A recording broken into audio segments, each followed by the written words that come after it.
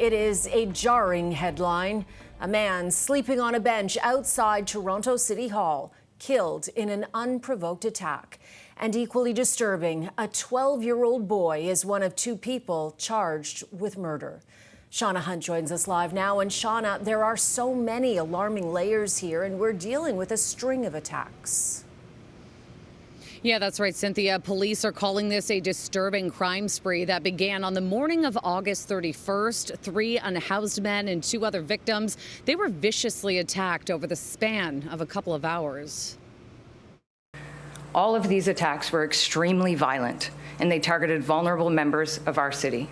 The assaults began near Yonge and Dundas around 5:45 that morning. The first 3 victims were homeless men who were allegedly beaten with a hammer in separate locations just minutes apart. Police say the deadly attack happened at Nathan Phillips Square, where a 62-year-old man sleeping on a bench was ambushed. Unprovoked, they began violently beating this male. Again, one of them was armed with a hammer. It is this victim that later succumbed to his injuries. According to police, the suspects allegedly continued through the downtown core, assaulting 2 more people along the way, including an elderly man. The last assault took place at approximately 8:07 in the morning in the area of Yonge and College. One of the accused approached a male in this area and asked to use his phone. When the male refused, the accused slapped the phone out of his hand and threw an object at him. A shocking crime spree that housing advocate and outreach worker Lorraine Lamb calls very troubling. So when we see a murder like this and assaults on unhoused people like this, it is simply a reflection of some real problematic perspectives we have towards unhoused people. And so I would say that what happened is really awful.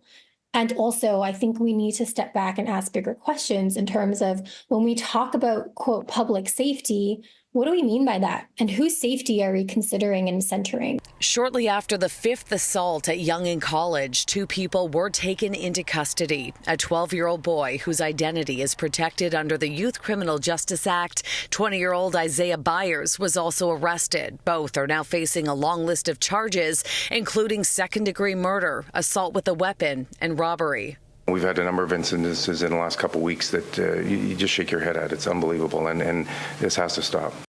Now, investigators believe there could be more victims from that morning, and they're also asking anyone who may have witnessed one of those assaults to come forward.